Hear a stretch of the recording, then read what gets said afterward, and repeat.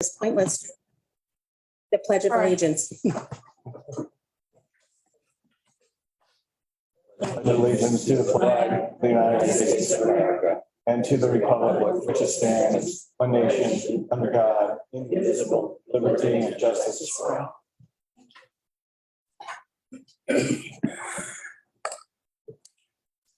Meeting is being held in accordance with the public laws of 1975, Chapter 231. An adequate notice of this meeting has been provided by a notice sent to the Asbury Park Press, the Two River Times, and Star Ledger, and as well as being posted in the main lobby of the municipal building and on the municipal website. The next thing I'm going to read is the duties of the Charter Study Commission.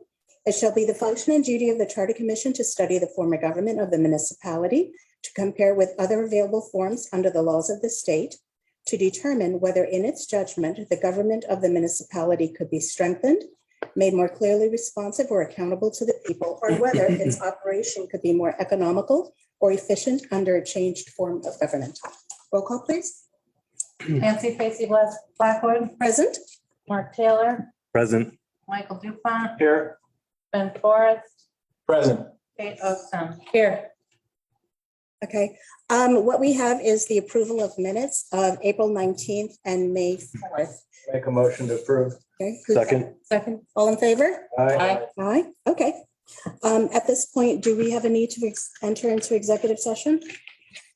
I know of. I don't believe so, I Chair. don't believe so. Okay, so I'll move on with that. At this point, we are going to just have a discussion with what we're planning to put together in our final report. What we have available is a presentation which would show the steps that we had taken, as well as our conclusion. And Bonnie, can you project that, or how do we put the? Prior to that, just two items, if you don't mind, Chair. Sure. One, is the camera working for us out here? I turned it on. Yeah. It's not there. All right. I can call Darren. Do we want to wait a moment or? should we- Sure, yeah. Okay. Do I need a motion for that? I would say something. Yeah. At this point, we're waiting for our cameras to get fully set up to make sure that we have a good recording of the meeting. Thank you.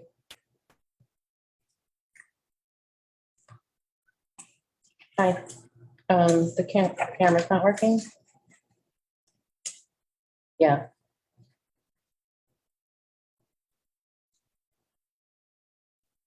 No. On the laptop?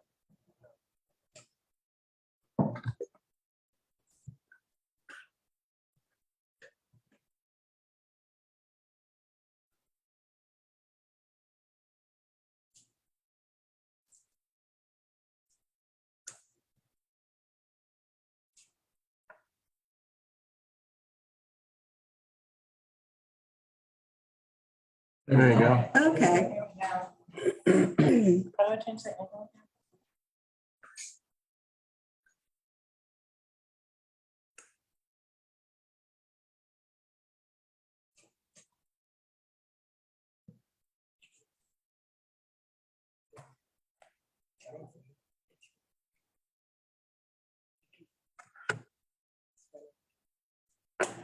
What's that? Brave new world. It's a nice view. The store.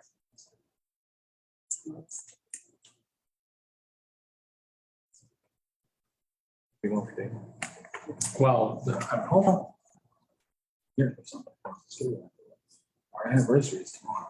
So tomorrow, our seal is still. That's not where anything. It's usually not very crowded. Is that what you're It's looking for? okay, but it's not. Got it. Is that? Makes That's what I need. So All right, so it's going on. There we are. Yes, thank you. That's what-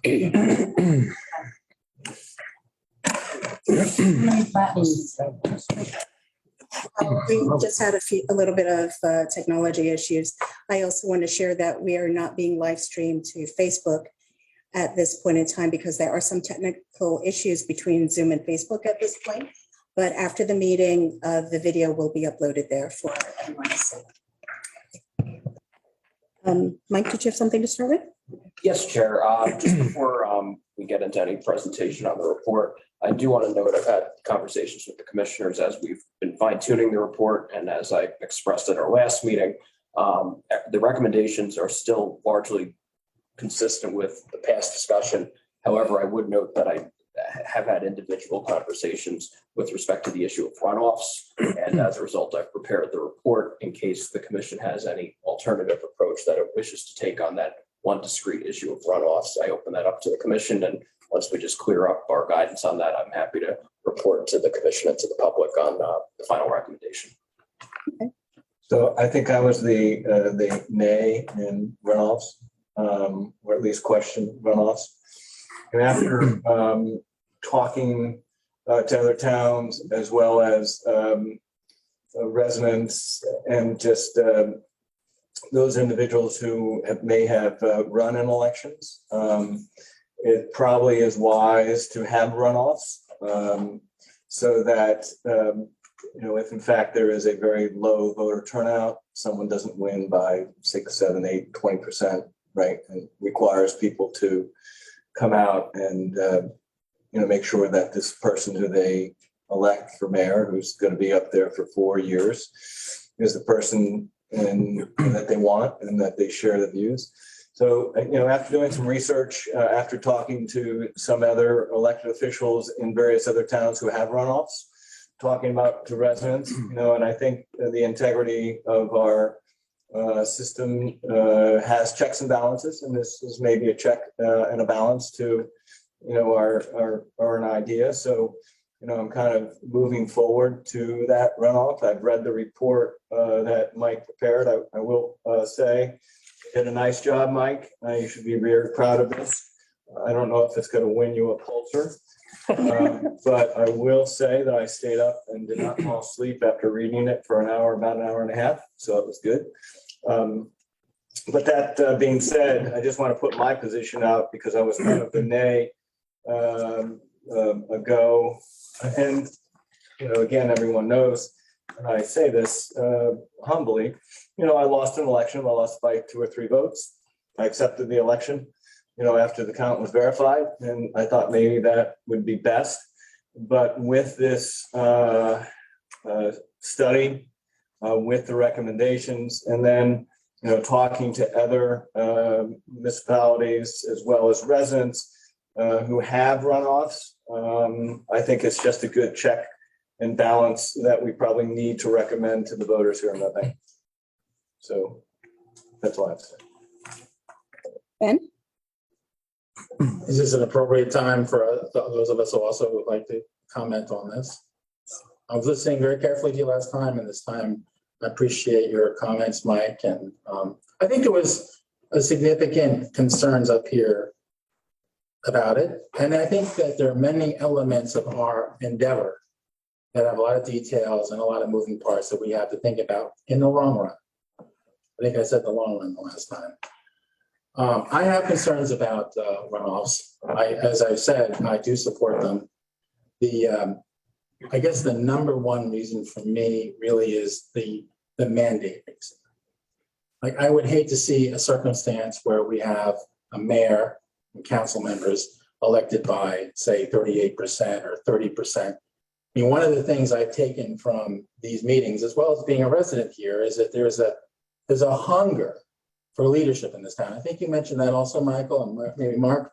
There's a hunger for leadership, get things done. And I think it would weaken this government who sits up here on the dais to come in here with a 28% or 31% vote.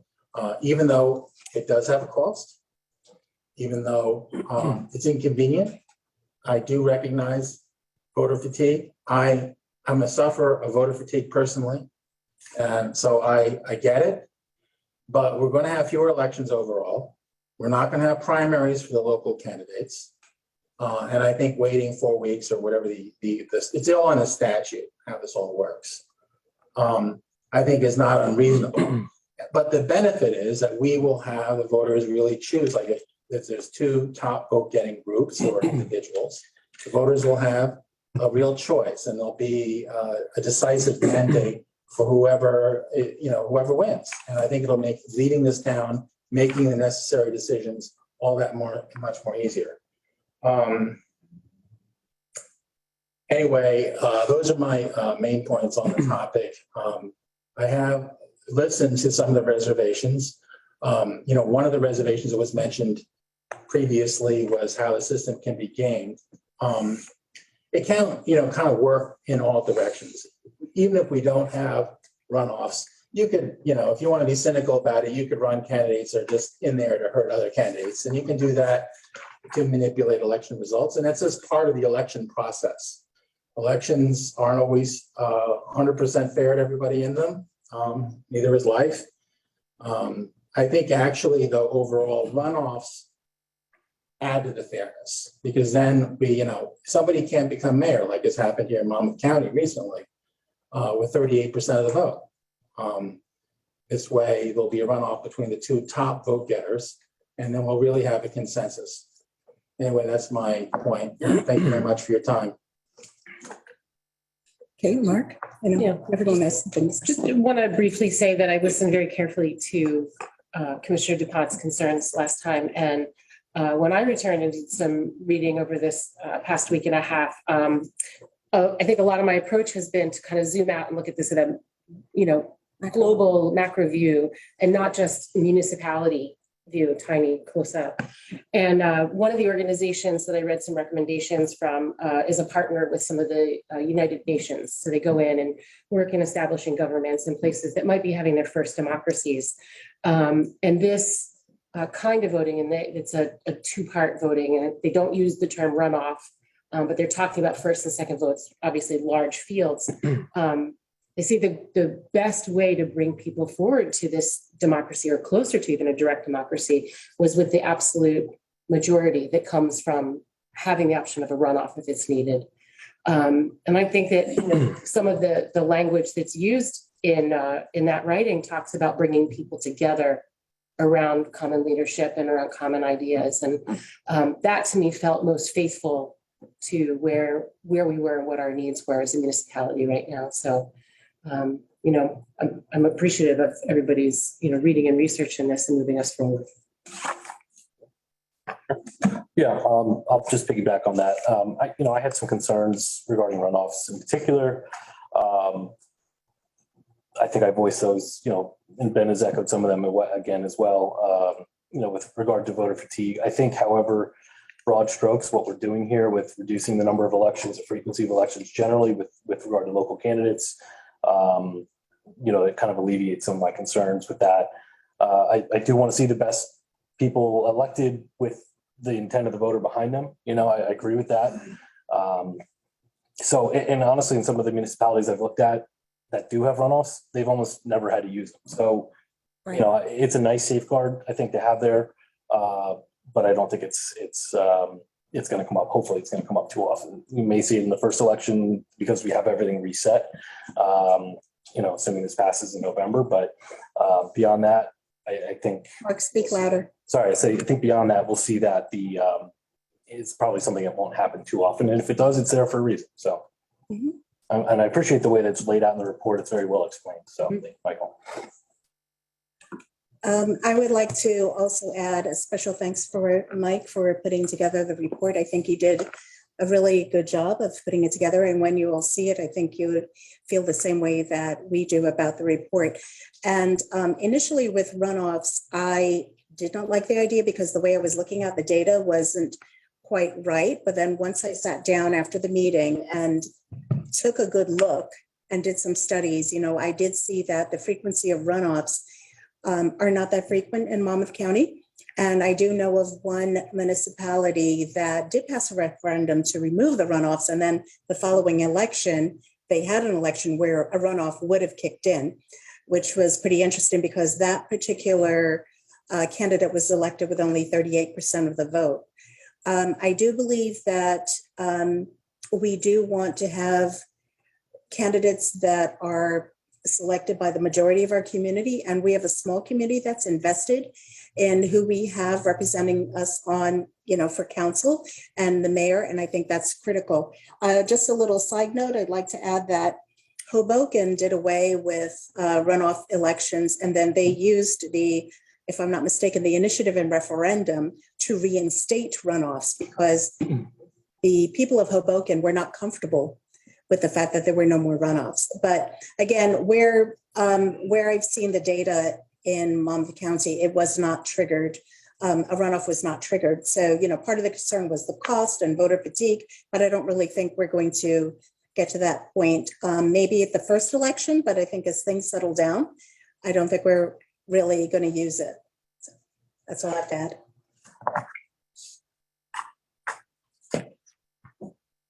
You ready?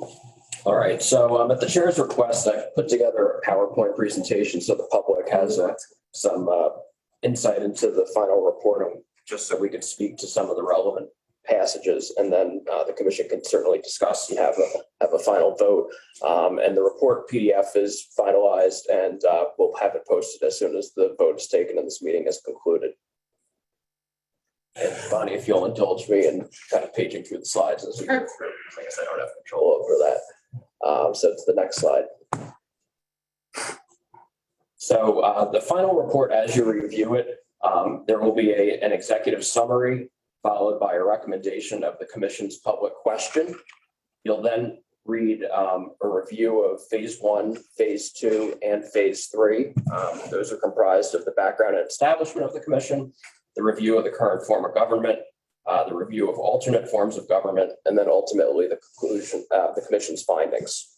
The next few slides are just a recitation of the executive summary, which you'll find on the first 2 pages. I won't be reading the whole report, I can assure you of that, but we will read you just the executive summary. Next slide. Okay.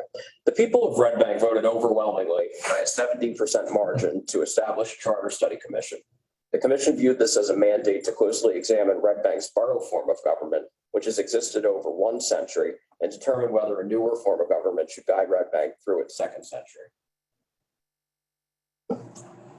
Over the past 9 months, the commission has educated itself and the public by conducting numerous interviews of current and former Red Bank governing body members, current and former business administrators, current employees, a political scientist, local government experts, and elected officials from other municipalities. The commission also received public comment at meetings through written submissions and informally made to individual commissioners. The commission finds that the borough form of government is not meeting the needs of Red Bank. While it can be debated whether certain inefficiencies are caused by the form of government or its office holders, the commission finds that the borough form itself presents 2 clear structural deficiencies that can be improved upon. First, the borough form lacks sufficient delineations of authority for office holders, which has allowed council members to meddle, micromanage, and overstep their role as individual legislators.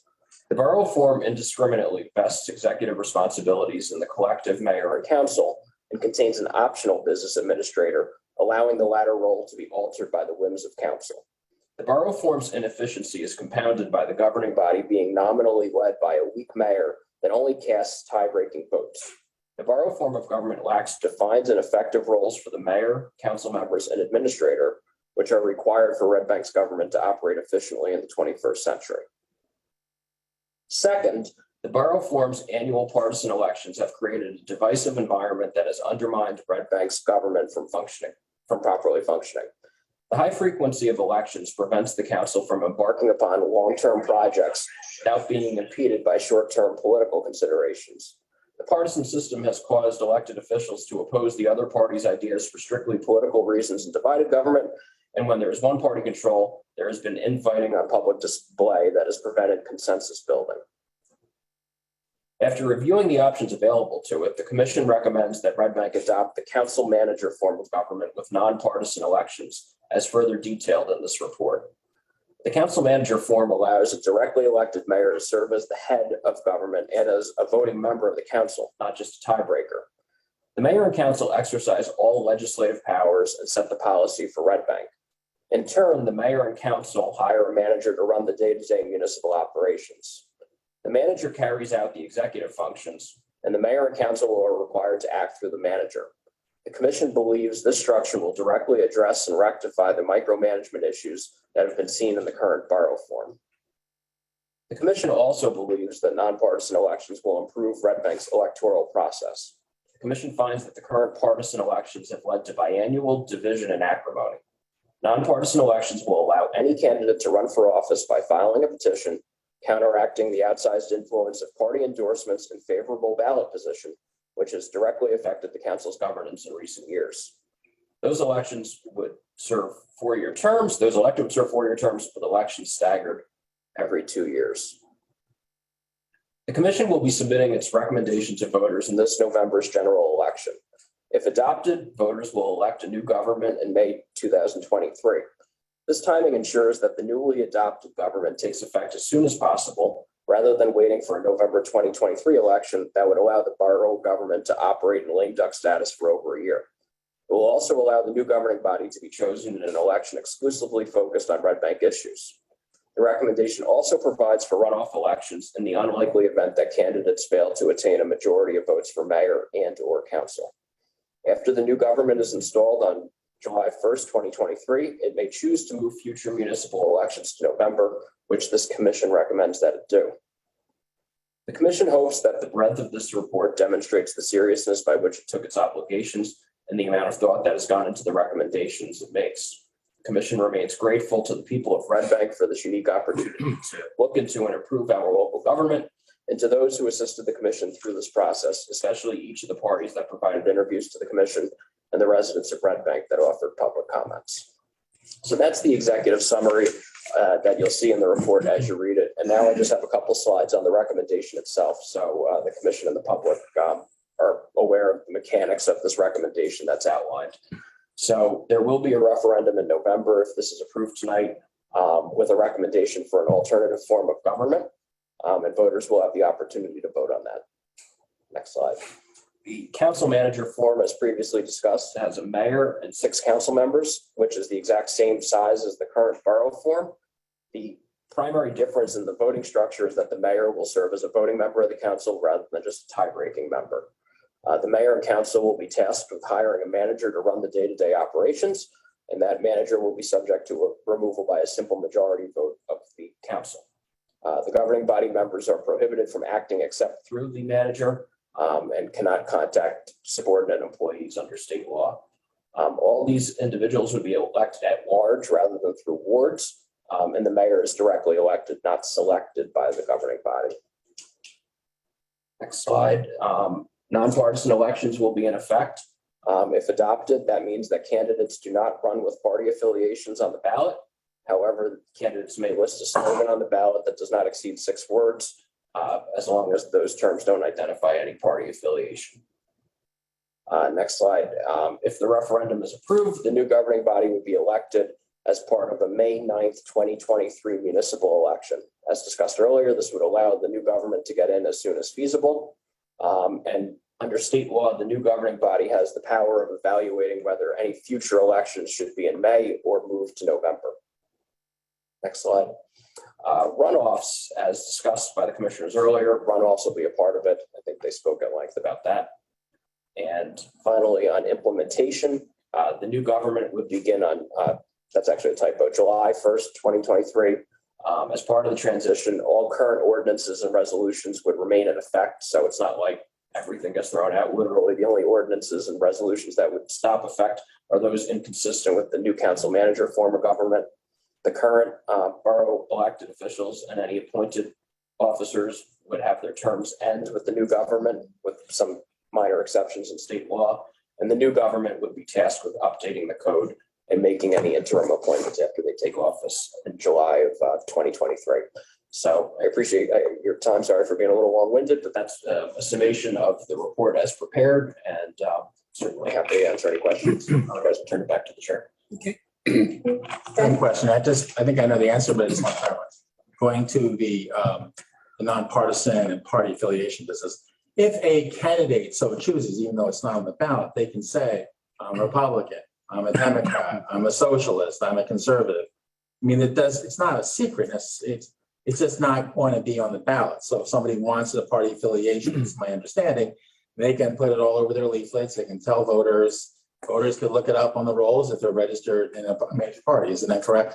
That's absolutely right, Commissioner. The only current restriction under state law is that on the 6 words that are placed on the ballot, they don't list the name Democrat or Republican, but you have a First Amendment right as a candidate to go out. I get that question very frequently, and that's why I wanted to just make it very clear. Absolutely. And similarly, the candidates for council or mayor in Red Bank will not be placed in the column under partisan headings if they move back to November, correct? That's correct. It'll be similar to the Board of Education, which is in a separate grid. So the candidates would all be listed separately. So there's no, the common up ballot offices will be separate.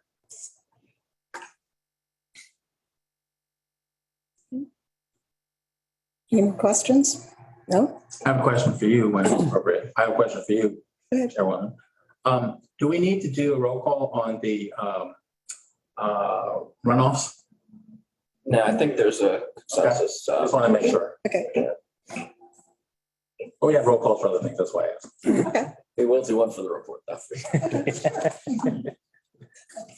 So are we at the point where we're ready to roll call? Yeah, if there's no, unless there's any further comments or questions from the commissioners, a motion would be in order. It's a resolution approving final report and findings of Red Bank Charter Study Commission and recommending alternative form of government. Make that motion. Second, okay. All right, roll call, please. Nancy Gracie Blackwood, Yes. Mark Taylor, Yes. Michael Dupont, Yes. Ben Forrest, Yes. Kate Oakson, Yes. Congratulations. Congratulations. Wow. Okay. We can now send all of you copies of the report. And I have the PDF here, so we will get that out shortly. Yes. At this point, we have any other commission member remarks? So go ahead, Ben. I just want to thank my colleagues and the voters. This has been, I assume this is our last meeting. It has been an amazing experience on many levels. Emotional at times, and certainly informative. I want to thank, it actually has really been a pleasure to serve with all of you up here, struggle through some issues. It's kind of inspiring. Like to see that this, continues this trend of, I like the fact that we can disagree and it's okay. We wrestle with the issues, we look at the facts, and that's something that sometimes doesn't happen. And I don't want to take that for granted. It's great to see here in a small town, and it's been powerful to be part of this. And thank you very much. It's been an honor serving with all of you. So if I could, I think there's some level of appreciation that is due to many, if not all. Chairwoman Blackwood, you served admirably. You served, I thought you did a great job. Yeah. Yes. It's important that it's noted that, we had a hybrid, that we had all of the meetings placed on social media, certainly beyond my technical abilities. But I think it's real important that, both you and Mark, you took the leadership roles. You did a great job leading this committee through the 9 months. There were some difficult times. But I think one thing that was clear in the individuals on this dais is that, and I didn't run with you all, right? And I had separate opinions, and you respected those opinions. We had dialogue, we worked through them.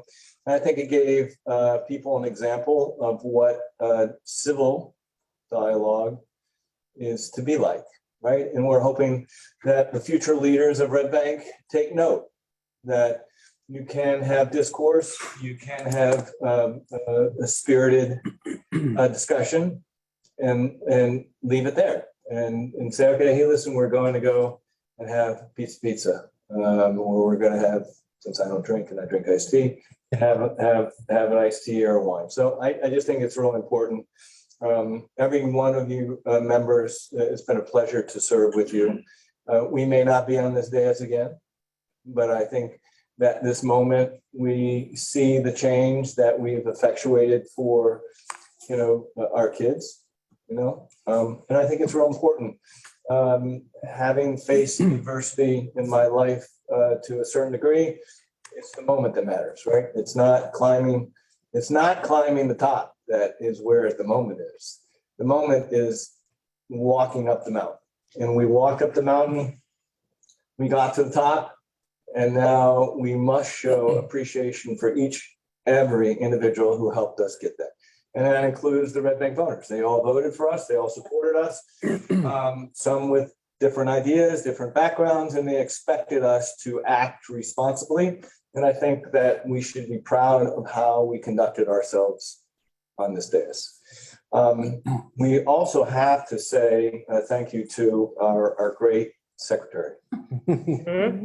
Seriously, she had every social media going on there. She had, TikTok, she had Amazon, she had Facebook.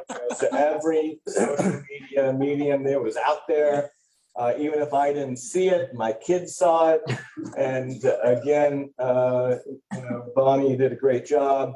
It's the institutional knowledge. Every one of us interviewed, people, right? Bonnie is the epitome of a great employee. She's been here, since 1927. But the institutional knowledge that she shared, getting us to where we got, that's a privilege for me. And I don't know if I'll ever have the opportunity to thank Bonnie publicly, but you did a wonderful job getting us to where we're at. Right. I'd also like to thank Mike. Being an attorney is not easy. Every problem goes to you. You never get any praise. And being an attorney for practicing 35 years, it's important that people publicly thank you, that you did a great job. Attorneys are good people. And you fortunately live here in the great borough of Red Bank. And you did a wonderful job of, holding everything together in some trying times, right? There are some certainly disputed issues, but you were calm, you were competent, and you treated everyone fairly. And I think that at the end of the day, you can say, hey, listen, I wrote this report. You're immortal, right? I don't know if it will make the Congressional Library, but it is a well-written report. It's a report that I will advocate for when we were out in general public, say, hey, listen, you voted for this, why? Say, hey, read the report. And I think that you have to, understand how much I appreciate that. It's not easy being an attorney for something of this nature. You look at some of the other towns that had these discussions, and it may not have gone as smoothly or as civilly. And so I think I'm proud to, advocate for this. And I just want to say thank you to all. And finally, and I know I probably was way too wordy, but we do have to say thank you for Mrs. Goldsmith for enduring 26 years of marriage with Ben Forrest. Their wedding anniversary is tomorrow. And I promised Ben that I would not be wordy because they have dinner reservations shortly thereafter. So everyone, from the bottom of my heart, thank you for allowing me to speak, voicing my opinions, and still respecting whatever diverse opinions I have. So God bless. Thank you.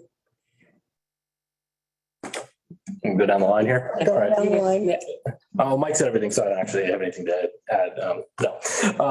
I do want to thank the voters for creating this.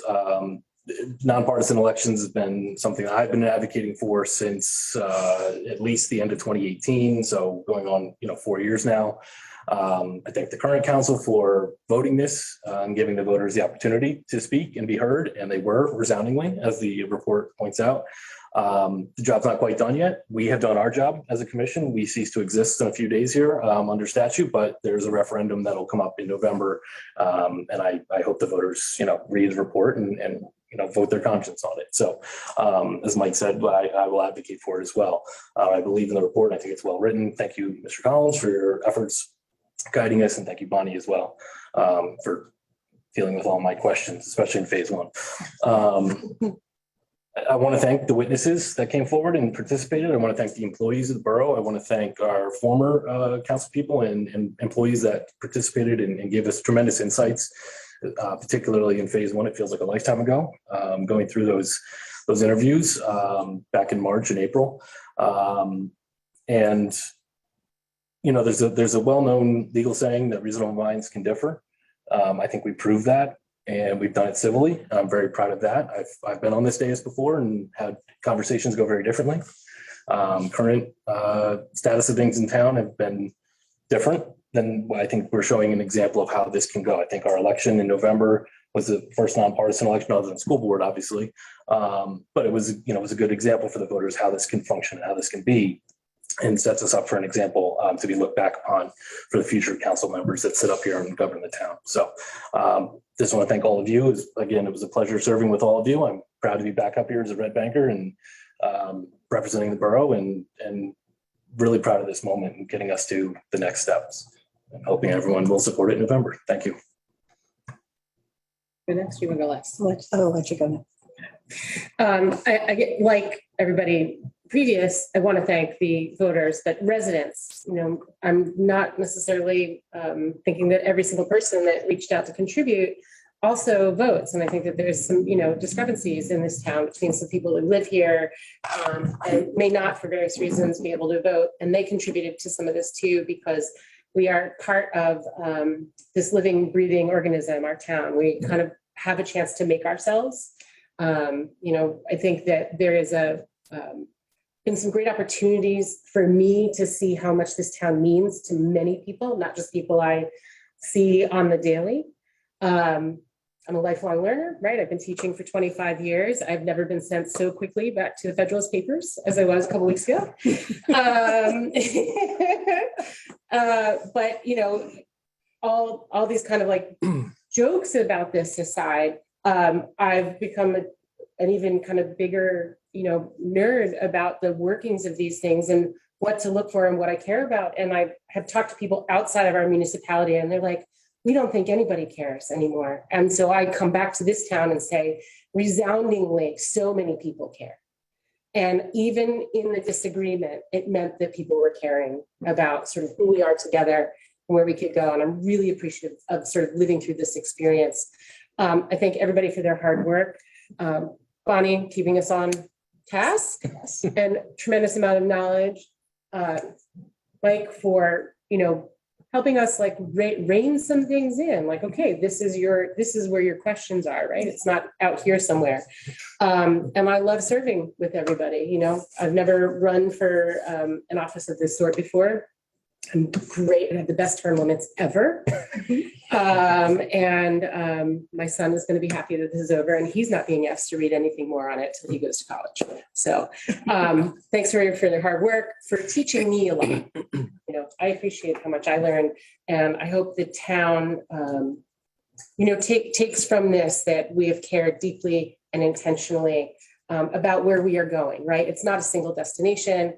We're, like I said before, a living, breathing thing. This can evolve over time, but we want to help get it back on the right track. And I'm grateful to put my support behind it. Thank you. I guess it's my turn. Keeping it short and sweet, what everybody said. And I do want to thank all of you. Even running with you, serving with you all has been a learning experience for me, and I learned a great deal. What I also enjoyed most was actually talking with residents as we were, you know, campaigning and learning what they wanted, what they need. And what I also enjoyed was keep reaching out to residents for their feedback, for their input, because it's their government after all. And I think what we try to do here is to create something that our residents will appreciate and will have to, you know, and will work with for us. So I want to thank you for that. I want to give a special thanks to Bonnie as well, who has put up with my questions and my constant peeping in on her on the second floor, mostly just to say hi. And Mike for putting up with my questions and, you know, keeping me in my lane. You know, he's like, no, that's not in our scope. I'm like, but it kind of makes sense that we do this event. No, not your scope. So I do appreciate that most of all. I also want to wish Mike a happy birthday. Thank you. And, you know, I hope you have a great time tonight. I also want to thank all of you who took the time to listen in, all the people who called in for public comment, all the people that sent the emails. we received everything, we read it, and we, took what you had to say to heart and, applied it, I hope. So thank you. At this point, we'd like to open up the floor to public comment. Is there a motion? So moved. Second.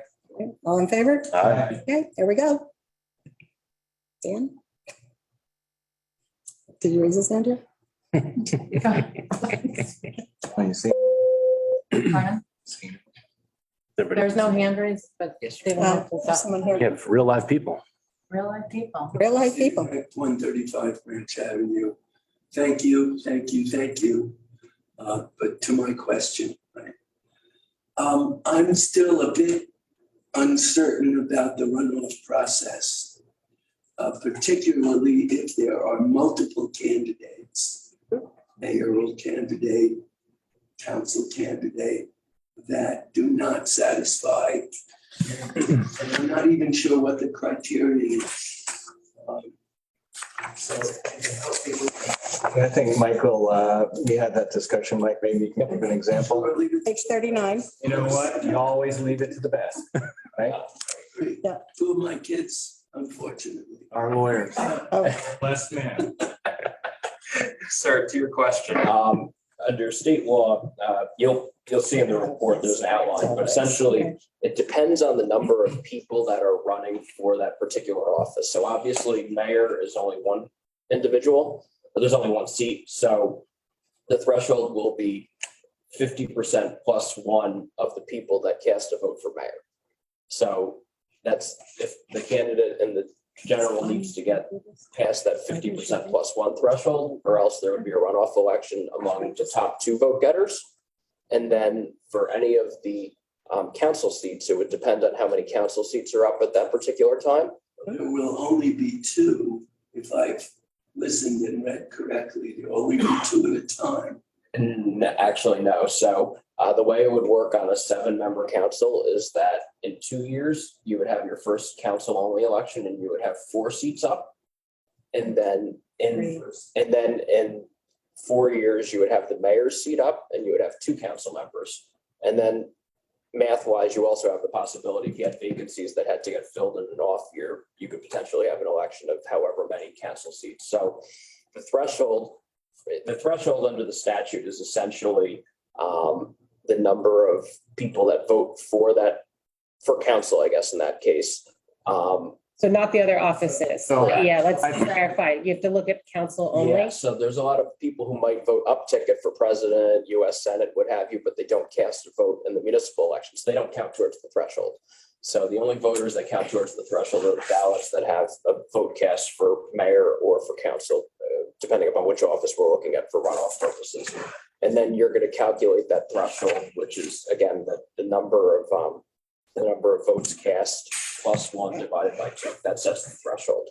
And then the only other added caveat to that is that in certain instances, as long as one candidate passes the threshold, that obviates the need for a runoff, and the remaining candidates that may be just under or well under the 50% are win on a plurality basis. And the statute and the report gets into that. So if at first there's going to be 6 at-large council seats, so if 3 or more candidates pass the threshold and receive a majority of votes, the remaining candidates win by plurality without a runoff. And in the regular elections after that, if there are 2 or 3 council seats up, if 1 or more candidates pass the threshold, the remaining candidates win by plurality. That's why there are so few actually. Correct. Yeah, you would need, for the runoffs to be triggered, without getting into the math, you typically see it in a very fractured election where, there's a lot of different candidates and people are splitting their vote among those candidates. That's helpful. To use an example, we've often talked about the race DuPont and Taylor that we're all familiar with a narrow number of. It was a historic race. It was historic. That was the closest. Under under that math, we would have had the same results. Yeah. Because Mark reached the threshold majority. So even in that tight race that we experienced, it wouldn't have triggered a runoff. It wasn't a mandate though. Okay. Thank you. And if you really want to know, we can put together a presentation of runoffs to show how it was triggered and put it on the I website. suggest that particular details are killers. If I were you, I would keep it as quiet as. Thanks for going on public record with that. Now that I've heard it, I don't want to know. Can't unring that bell, Steve. Be careful what you ask for. We do have Sue Viscomi. Okay.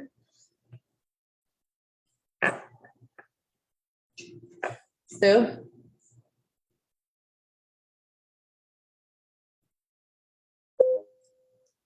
Susan? Your hand is raised. Can you hear me now? Yes. Suzanne Viscomi, 25 Cedar Street. Real fast. You guys have promoted this plan and there's a lot of notations about making this easier for a single candidate to run. So is that to be said that all of you guys are going to run individually? Sue, do you have a television on in the background? If you could turn it off. That angle, unfortunately. Hold on. So it really does just look like a typical. Is that better? Is that better? Yes. Yeah. Sorry. We're already starting to leave our Fastly, downtown this plan that you're promoting is to help individuals run. So would you guys pledge to not run in any kind of ad hoc group grouping, that you would all, if anyone decides to run for council or mayor, you would all run as an individual candidate? Because this is what you're promoting, to make it easier for a single individual to run? Now, again, the one behind us is Mount I don't think Roberts. that's accurate. Okay. In front of us is Mount I think Juneau. I Both of just these to- are part of that big Sue, divide, just to but clarify, Gold Creek we is have a hard time really hearing you. important to the story of our town. You're saying you don't, Now, you're this story, wondering if this is about single also candidates includes running and not agreement. people We're grouping gonna see there together are in any here on kind the of left, on the side of the Juneau Hotel. organized fashion for building. campaigning? Right, because you guys, I've seen a lot of things written up on how this is supposed to be easier for an individual to run. It's So still, would you take, it's still gonna be ballot, it's still gonna be ballot draw though. So, and you can't, you know, I mean, theoretically, Here back the in the day, nonpartisan line this makes is not gonna and fall under desire was partisan help these grouping. people more than anything else. no, I'm not talking about invalidity. I'm just saying, if we're promoting it to be individual, the spirit of it, No, would you that's guys not what this still is run? about. No. I can't. All the resources that them and their people. Okay, that's fair. I just wanted to ask a question. Thank you. Thank you. Chief Gowdy was more than willing to make this straight. Chime in. I think this opens up the opportunity for more people to run. Right. I don't think we're necessarily championing the concept that individuals need to run solely by themselves. I don't think that's ever really been part of our focus. I don't think it's frankly within our scope. That's an individual's choice come election. Our purpose is to recommend a new form of government. And within the nonpartisan decision, part of that is that it opens up people who were previously denied, whether it be their employer or whatever, from running in a partisan election, or simply were boxed out by the local parties. So, you know, to the point I think that Sue was trying to make, this does afford more opportunities for individuals who couldn't run previously. I think that was a focus of ours. But as far as how they group themselves, or if they group themselves, that's up to the individuals and people deciding to run for office in the future. We don't have, it's not our jurisdiction. Yeah, it's beyond our scope. There's another hands raised, unless there's anybody from the audience. No. No? Okay. Is there a motion to close public comment? Second. All in favor? Aye. Okay. Well, at this point, I want to thank you all for coming to our show and coming to. It's the last meeting, so you know, I just feel like, okay. But I want to thank everyone. I also want to thank the press for reporting on our work as well. The hyperlocal news is what's important, and I think that's what keeps citizens and residents involved in what's going on. And so we do appreciate your efforts as well. And I want to thank you all for being here. Okay, motion to adjourn? Move. Second. All in favor? Aye. All right. Thanks, guys. What's up, guys? Thanks. Good job. Thanks. Anniversary, Ben, Amy? Oh, sorry about that.